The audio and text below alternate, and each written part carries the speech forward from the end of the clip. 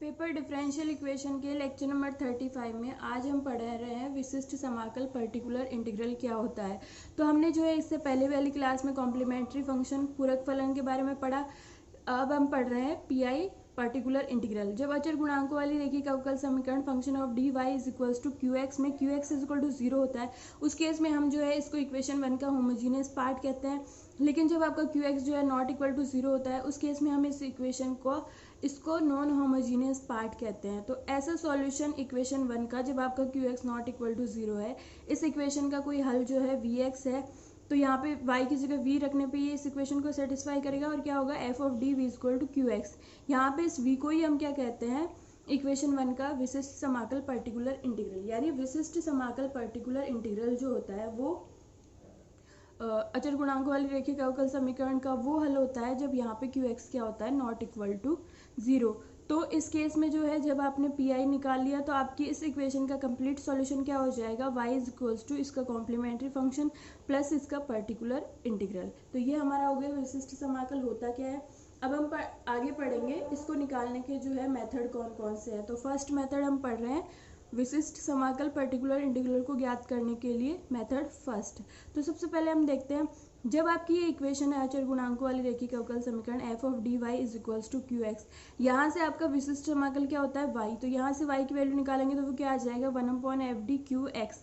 ये हमारा क्या हो जाएगा, पर्टिकुलर इंटीग्रल। अब जो है मेथड फर्स्ट जो है इस पर डिपेंड करता है कि यहाँ पे आपका d का फंक्शन जो है किस किस टाइप का है।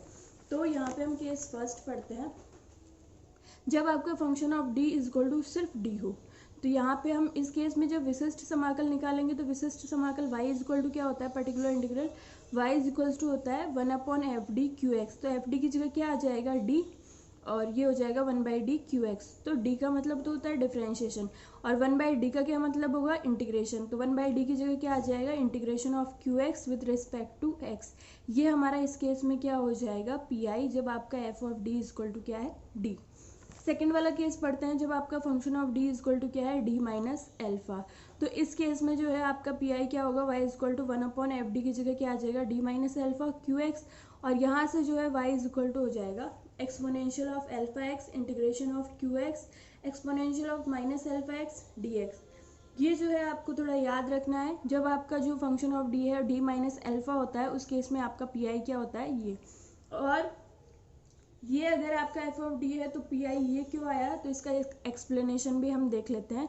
y इज इक्वल्स टू हमारा चल रहा है 1/d minus alpha Q x. D minus alpha को इधर क्रॉस मल्टीप्लीकेशन किया तो ये हो गया d minus alpha y is equals to Q x. D की जगह क्या होगा, d by d x, y को अंदर ले लिया तो dy और dx minus alpha y is equals to Q x. अब हमें पता है ये फर्स्ट ऑर्डर और फर्स्ट डिग्री की लीनियर डिफरेंशियल इक्वेशन है। तो यहाँ पे जो है उस मेथड से इसको सॉल्व करेंगे तो सबसे पहले इंटीग्रेटिंग फैक्टर निकालना पड़ेगा। इंटीग्रेटिंग फैक्टर जो है हमारा क्या होगा, एक्सपोनेंशियल ऑफ माइनस एल्फा का इंटीग्रेशन x के रिस्पेक्ट में। तो ये आ जाएगा exponential of minus alpha x। ये हमारा इंटीग्रेटिंग फैक्टर हो गया। तो इस केस में सॉल्यूशन क्या होगा, y इंटू इंटीग्रेटिंग फैक्टर यानी y into exponential of minus alpha is equals to integration of Q X into integrating factor exponential of minus alpha x D X plus C. यहाँ से इस exponential को इधर करेंगे तो क्या आएगा, y is equals to exponential of alpha x integration of Q x exponential of minus alpha x D X plus C. ये हमारा क्या हो जाएगा, y। तो ये y जो है यहाँ पे इस वजह से आया है, y is equal to exponential of alpha x integration of Q x exponential of minus alpha x D x. ये जो है इस केस में पी आई इस वजह से ऐसा है। तो ये इसका एक्सप्लेनेशन है, आप इसको और देख लीजिएगा।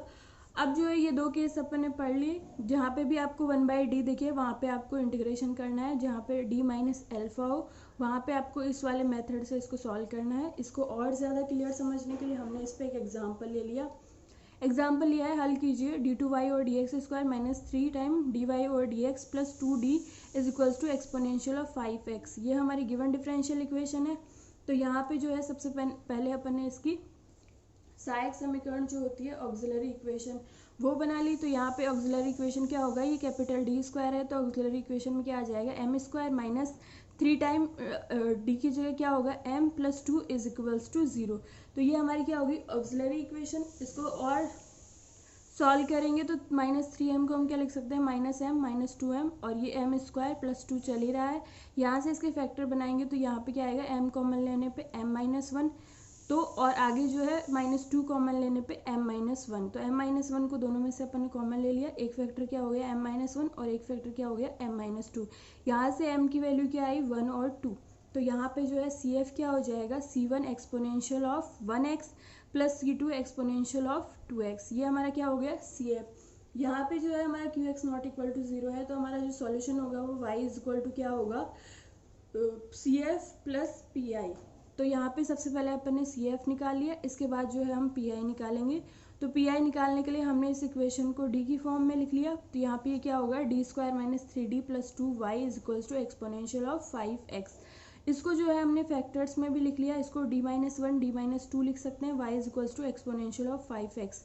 अब इसके जो है आगे जो हम जानते हैं, इस केस में PI क्या होगा, y = exponential of 5x divided by d-1 d-2। ये हमारा क्या हो जाएगा, PI। तो यहाँ से जो है इसको जो है 1/d-1 और d-2 को अपन ने फैक्टर्स आंशिक भिन्नों में तोड़ लिया, ये आप रफली कर लेना। यहाँ पे जो है ये क्या, इसको क्या लिख सकते हैं, 1/d-1 d-2 को 1/d-2 माइनस 1/d-1 ये लिख सकते हैं। यहाँ पे एक्सपोनेंशियल ऑफ 5x चल ही रहा है, अब एक्सपोनेंशियल ऑफ 5x को अंदर मल्टीप्लाइड कर देते हैं, तो पहली टर्म क्या हो जाएगी, एक्सपोनेंशियल ऑफ 5x/d-2 और माइनस एक्सपोनेंशियल ऑफ 5x/d-1। तो यहाँ पे जो है अब हमारा ये केस सेकंड लगा देते हैं, तो इस केस में जो है हमारा ये क्या होगा, PI। यहाँ पे हमारा अल्फा क्या है, 2 है, तो क्या हो जाएगा, exponential of 2x integration of QX क्या है, एक्सपोनेंशियल ऑफ 5x, और यहाँ पे exponential of -2x dx minus यहाँ पे अल्फा क्या है, 1, तो ये हो जाएगा exponential of x integration of exponential of 5x exponential of -x dx। ये हमारा क्या हो जाएगा, PI इस केस में। इसको और आगे सॉल्व करते हैं तो एक्सपोनेंशियल ऑफ 2x इंटीग्रेशन के बाहर एज इट इज़ रहेगा, यहाँ पे एक्सपोनेंशियल की दोनों पावर्स ऐड हो जाएगी, तो 5x - 2x क्या आएगा, 3x dx minus exponential of x, यहाँ पे ये दोनों पावर ऐड हो जाएगी, तो क्या होगा, 5x - x क्या होगा, 4x dx। अब जो है इनका हम इंटीग्रेशन कर लेते हैं, exponential of 2x as it is, इसका किया तो exponential of 3x/3 minus exponential of x as it is, exponential of 4x का किया तो बाई 4 इज इक्वल्स टू, यहाँ पे जो है इन दोनों को ऐड करेंगे तो क्या आएगा, इनकी पावर से ऐड हो जाएगी, exponential of 5x/3 minus exponential of x + 4x क्या होगा, एक्सपोनेंशियल ऑफ 5x/4। यहाँ पे आके जो है हमने एक्सपोनेंशियल ऑफ 5x को कॉमन ले लिया, तो ये क्या हो गया, 1/3 माइनस 1/4। अब जो है इसको सॉल्व किया तो 12 इसका एलसीएम आ जाएगा, ये क्या हो जाएगा, 4 - 3/12 यानी 1/12 और एक्सपोनेंशियल ऑफ 5x। ये हमारा क्या हो गया, पर्टिकुलर इंटीग्रल। तो हमारा जो है वो CF भी निकल गया, PI भी निकल गया, तो हमारा सॉल्यूशन जो है वो क्या हो जाएगा, y = पहले CF लिखेंगे, C1 of exponential of x + C2 into exponential of 2x plus फिर अपन PI लिखेंगे 1/12 एक्सपोनेंशियल ऑफ 5x। ये हमारा क्या हो गया, सॉल्यूशन। तो ये जो है हमारा केस सेकंड का जो है एग्जाम्पल हो गया। केस फर्स्ट का अलग से कोई एग्जाम्पल नहीं है, लेकिन क्वेश्चन में जहाँ पे भी आपके 1/d आए तो वहाँ पे आपको इंटीग्रेशन अप्लाई करना है।